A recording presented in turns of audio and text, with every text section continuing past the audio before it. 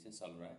थोड़ा मेरा बीच बीच में खांसी आएगा, आप लोग मतलब क्षमा कर दीजिए। दूसरा चीज़ है कि यहाँ पे मैंने बिटकॉइन का चार्ट को 4 घंटा का टाइम फ्रेम पे खोल करके रखा हूँ, और यहाँ पे मैंने बिटकॉइन का चार्ट 4 आवर बोल के लिखा हूँ। हाँ, यहाँ पे भी देख सकते हैं 4 घंटा का यहाँ पे कैंडल चल रहा है। और छोटा छोटा हम तो इंटरडे करता है दोस्तों। इंटरडे में सिर्फ आपको 5 मिनट टाइम फ्रेम ही इस्तेमाल करना है, मीडियम टाइम फ्रेम है। उससे छोटा जाएगा तो आपको ट्रेड बहुत सारा मिलेगा जल्दी जल्दी 1 मिनट 3 मिनट पे, लेकिन 5 मिनट एकदम मीडियम रेंज का होता है।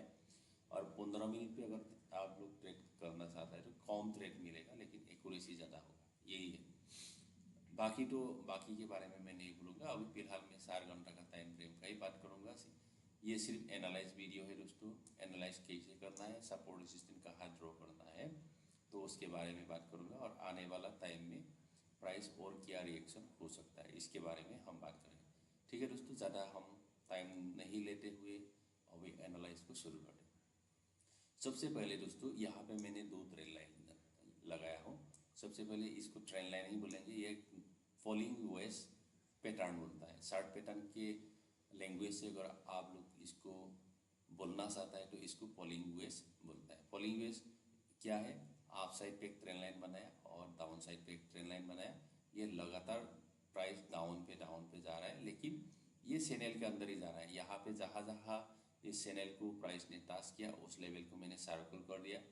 सबसे पहले यहाँ पे सपोर्ट लिया, यहाँ पे छोटा सा सपोर्ट लाइन भी होता है, इसको भी मैं ड्राइंग करके दिखा देता हूँ। ये एक आपका सपोर्ट लाइन ही हुआ है, और एग्जैक्टली यहाँ पे सपोर्ट को रेस्पेक्ट करते हुए प्राइस, ये चैनल तो उस टाइम नहीं था। हाँ, ये जो चैनल आप लोग ट्रेंड लाइन देखा है ये चैनल नहीं था, प्राइस यहाँ पे चल रहा था। जस्ट ये सपोर्ट रेजिस्टेंस के बेस पे होगा। सबसे पहले यहाँ पे सपोर्ट लेके यहाँ तक आया, ये चैनल नहीं था, ठीक है।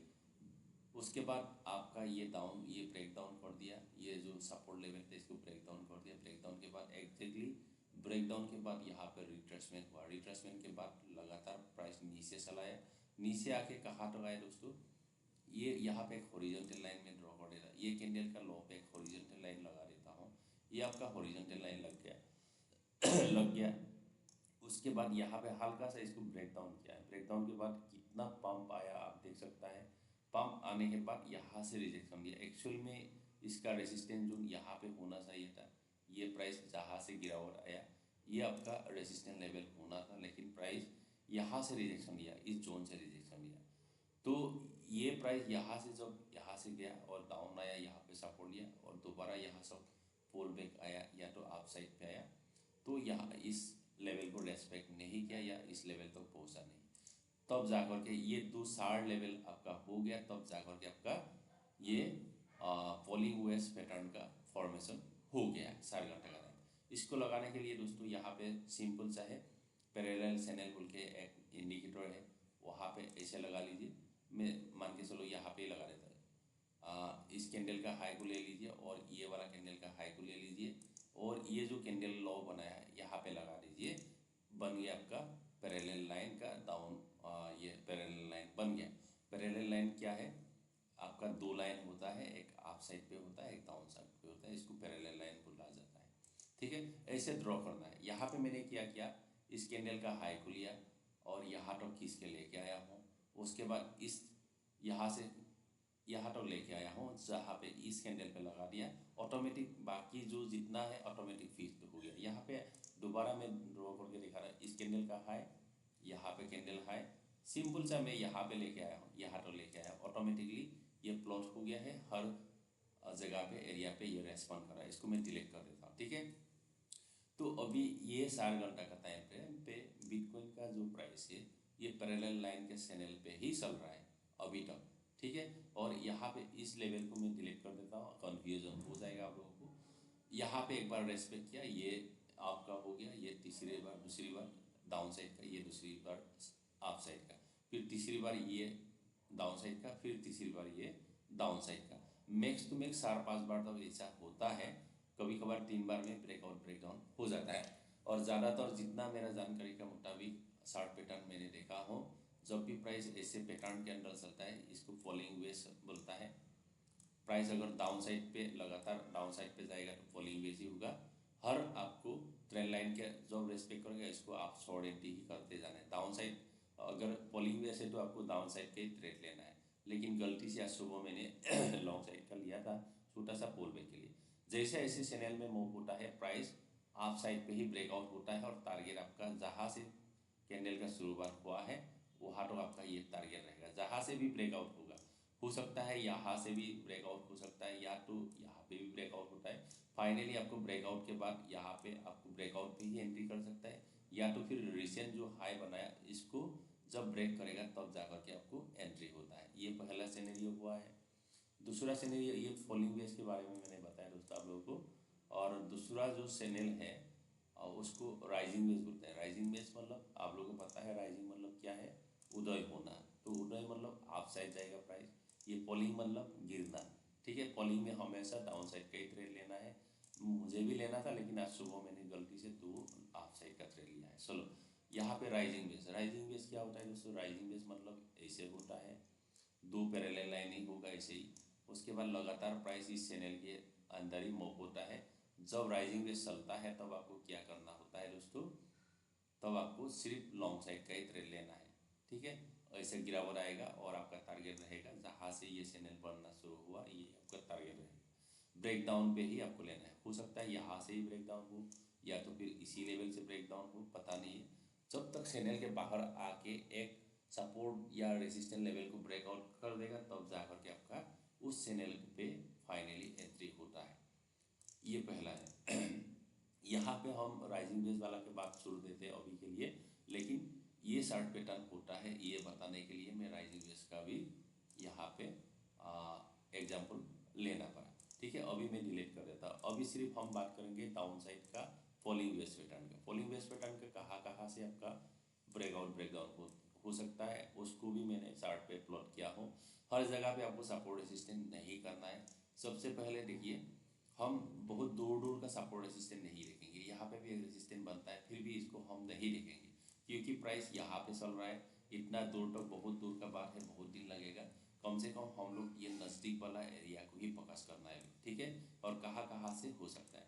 सबसे पहले ये बिटकॉइन का 60 घंटा का टाइम फ्रेम है और रेसिस्टेंट मैंने 2 लेवल मैंने रेसिस्टेंट ड्रॉ किया और 2 लेवल मैंने सपोर्ट, 3 लेवल मैंने सपोर्ट लेवल ड्रॉ किया क्योंकि ये फॉलिंग वेज पैटर्न है।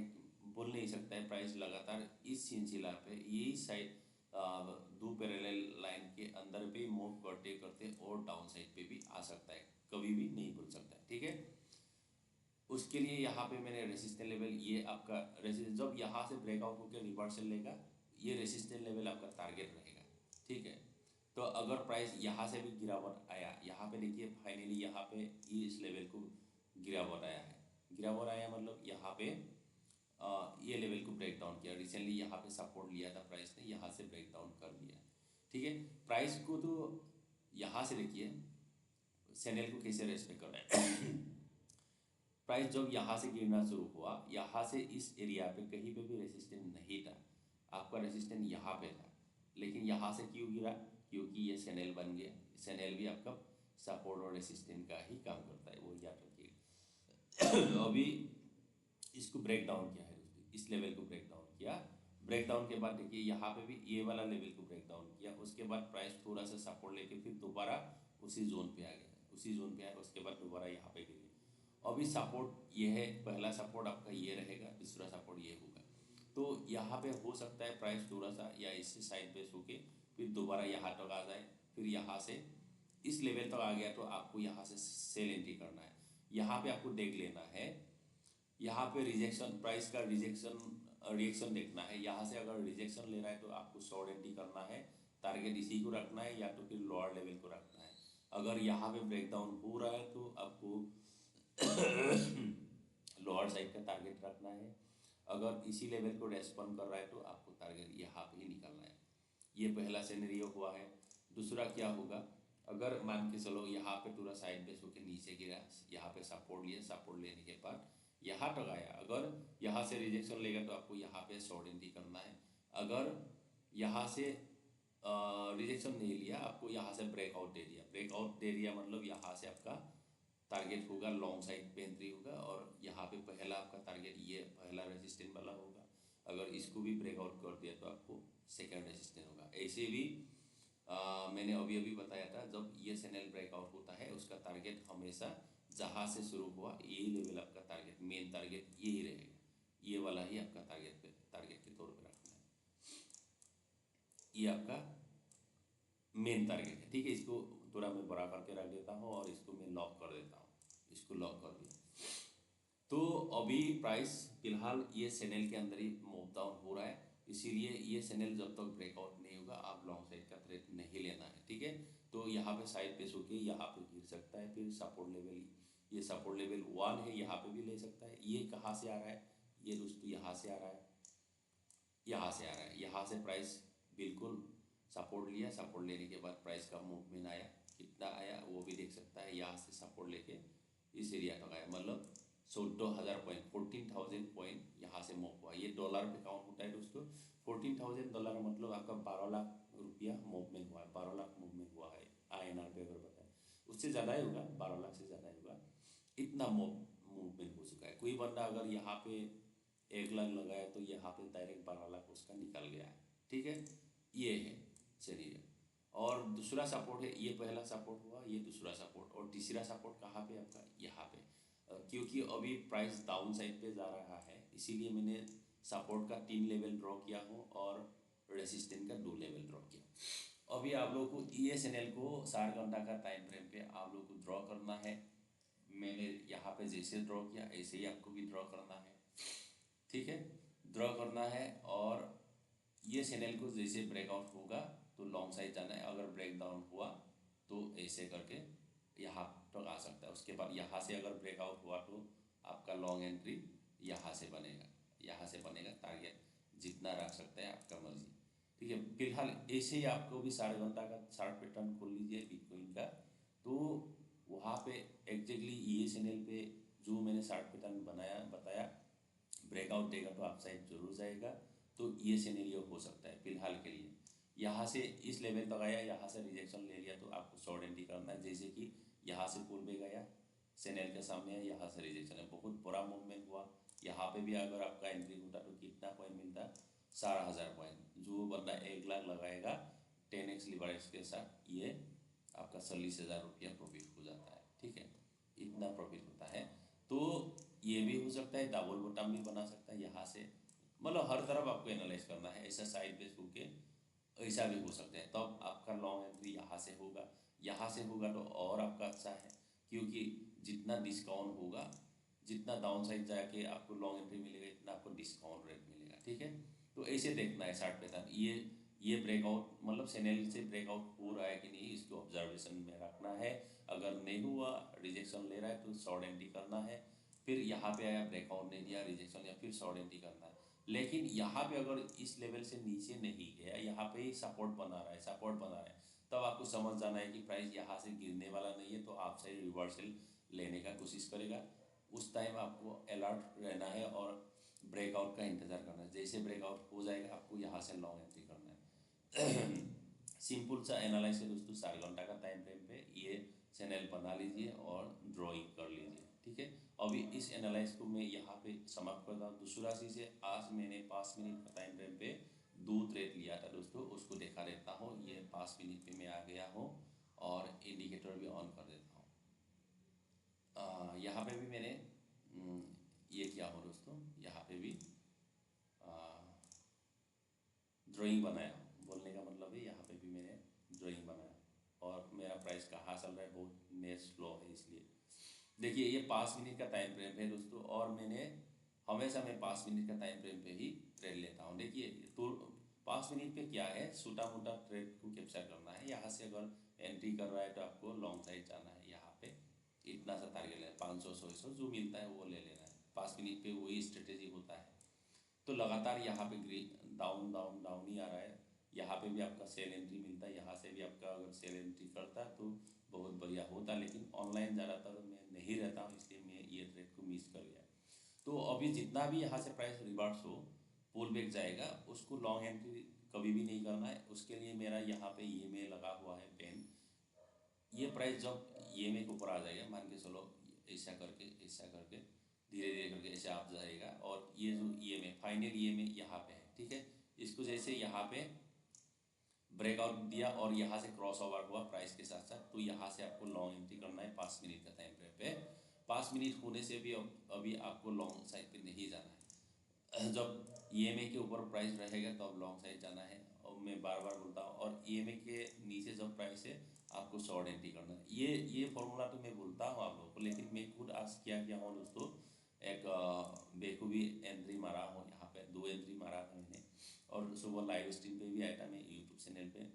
यहाँ पे क्या हुआ था, 5 मिनट का जो मैंने अभी अभी चैनल बनाया था, ऐसा ही यहाँ पे भी 5 मिनट का टाइम फ्रेम पे भी चैनल बना रहा था। चैनल बना ऐसे डाउन साइड का चैनल बनाया था। और ये जो प्राइस है एग्जैक्टली यहाँ पे डाउन लेवल पे ही था। मैंने, और यहाँ पे एक सपोर्ट का लेवल भी था एकदम। ये सपोर्ट कहाँ से चल रहा है आप लोग यहाँ से देख सकता है, ये सपोर्ट यहाँ से चल कर आ रहा है, ये एग्जैक्टली ये लेवल है। अब मैं यहाँ पे हॉरिजॉन्टल लाइन एकदम बीच में आप लोगों को ड्रॉ कर देता हूँ, ये लेवल है। सुबह का टाइम में एकदम ये सपोर्ट लेवल पे ही प्राइस करा था। ये हॉरिजॉन्टल लगा दिया आपको। ये क्या देख सकता है, यहाँ पे डाउन साइड का भी ट्रेंड लाइन खड़ा है और सपोर्ट लेवल भी है। तब जाकर के मैंने डिसाइड किया कि प्राइस कम से कम EMA को हटा दिया था, यहाँ से कम इस लेवल तक आएगा बोल के 450-500 पॉइंट लेने का कोशिश किया था मैंने। यहाँ से इस लेवल तक, मतलब यहाँ तक टारगेट लेने के लिए कोशिश किया, लेकिन यहाँ पे सक्सेस नहीं हुआ है दोस्तों।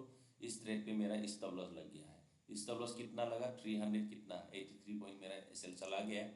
उसके बाद तुरंत मैंने दूसरी बार यहाँ पे एंट्री किया, जब प्राइस यहाँ पे ये कैंडल ने मेरा SL मार दिया, और जो कैंडल ने SL मारा वही रिवर्स होकर ग्रीन, इतना बड़ा ग्रीन कैंडल बना दिया। जो डाउन साइड पे रेड कैंडल बन रहा था, मेरा स्टॉप लॉस मारने के बाद इतना स्पीड से मूव अप हुआ। उसी दौरान मैंने यहाँ पे दोबारा लॉन्ग एंट्री किया, फिर टारगेट सेम लेवल को रखा, इसी कैंडल पे रखा था। लेकिन यहाँ पे भी क्या हुआ, यहाँ से रिजेक्शन जैसे लिया 84 पॉइंट लेकर के मैंने एग्जिट मार दिया। यहाँ पे मेरा स्टॉप लॉस नहीं गया है।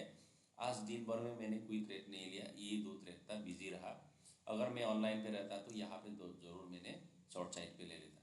अभी मेरा बोलने का मतलब ये है कि दोस्तों, जब EMA के नीचे प्राइस चल रहा है तो आपको लॉन्ग साइड पे बिल्कुल एंट्री नहीं करना है, ये मेरे बोलना था। लेकिन यहाँ पे मैंने EMA को हटा दिया था, यहाँ पे सिर्फ प्राइस एक्शन और सपोर्ट लेवल को फोकस किया। ट्रेन तो डाउन ट्रेन चल रहा है, लेकिन मैं ट्रेन के बारे में थोड़ा, ट्रेन को मैं साइड में रखा। साइड में रखने के बाद यहाँ पे ये वाला सपोर्ट मिल रहा था, और दूसरा ये जो ट्रेन लाइन लोअर लेवल था, लोअर लाइन का एग्जैक्टली यहाँ पे खड़ा था। तो मैंने तब डिसाइड किया प्राइस कम से कम यहाँ से नेक्स्ट अपार लेवल जो आप साइड का जो ट्रेन लाइन है उस एरिया तक आएगा बोल के मैंने एंट्री किया था, लेकिन ये फाइनली फेल हो गया। तो ट्रेन का डायरेक्शन डाउन साइड है, तो अपोजिट डायरेक्शन पे लेगा तो आपका ट्रेन हमेशा लॉस पे जाएगा, वो बात याद रखिएगा। उसके बाद प्राइस का बहुत गिरावट आया दोस्तों, बहुत गिरावट आया, लेकिन मैंने कोई एंट्री नहीं किया अभी भी। कुछ भी एंट्री नहीं किया। फाइनल सपोर्ट लेवल यहाँ पे खड़ा है 5 मिनट पे, यहाँ पे सपोर्ट लेने से भी मैं एंट्री नहीं करूँगा। अभी अभी जो बताया था आप लोगों को, जो बताया वही है। यहाँ से जब तक ये EMA को क्रॉस ओवर नहीं करेगा तब तक लॉन्ग एंट्री बिल्कुल मैं नहीं करूँगा। हो सके तो मैं यहाँ से शॉर्ट एंट्री का ही प्लानिंग करूँगा। कहीं ना कहीं इस एरिया पे आके प्राइस यहाँ से अगर रिजेक्शन ले लिया, टारगेट यही लेवल को रखूँगा। यहाँ से भी आपको 1000 पॉइंट आराम से मिल जाएगा। मैं शॉर्ट साइड पे जाने का प्लानिंग करूँगा दोस्तों। ज़्यादा मैं एनालाइज नहीं करूँगा, जितना एनालाइज करना था दोस्तों कर दिया। 4 घंटा 5 मिनट जो भी है, यहाँ पे सपोर्ट लेवल, रेसिस्टेंट लेवल कहाँ कहाँ खड़ा है, हर चीज़ मैंने बता दिया। अभी मैं यहाँ पे कोई भी और ज़्यादा एनालाइज नहीं करूँगा, क्योंकि आप लोगों को भी बोरिंग लगेगा, ठीक है। और सुबह में फेसबुक पे ही डाला था कि बिटकॉइन का प्राइस अगर ये वाला लेवल को ब्रेक डाउन किया, सुबह का जो एनालाइज है वहाँ पे आप लोग देख सकते हैं। वो वीडियो नहीं है, मैंने पूरा अखर लिख करके, पूरा हिस्ट्री टाइप का लिख करके भेज दिया। तो इस लेवल को ब्रेक डाउन हुआ तो बिटकॉइन का प्राइस $1,10,000 तक पहुँचेगा बोला था, लेकिन $1,10,000 से नीचे $1,08,000 तक पहुँच गया। यहाँ पे $1,08,000 है, और 2000 पॉइंट नीचे चला गया दोस्तों, ठीक है। तो प्रोबेबिलिटी हमेशा मैं डालते रहूँगा। मेरा फेसबुक पेज पे क्रिप्टो बाजार इंडिया बोल के एक ग्रुप खोला हूँ, वहाँ पे जस्ट मैंने कल क्रिएशन किया। वहाँ पे कोई भी बंदा ज्वाइन नहीं हुआ है अभी, एक का दुक्का आएगा ज़रूर। आप लोग भी अगर इंट्राडे ट्रेड करना चाहता है, बिटकॉइन का एनालाइज डेली लेना चाहता है तो वो क्रिप्टो बाज़ार इंडिया पे ज़रूर ज्वाइन कर लीजिए। वहाँ पे मैं डेली बेसिस पे ट्रेडिंग लेवल दे दूँगा और एनालाइज वीडियो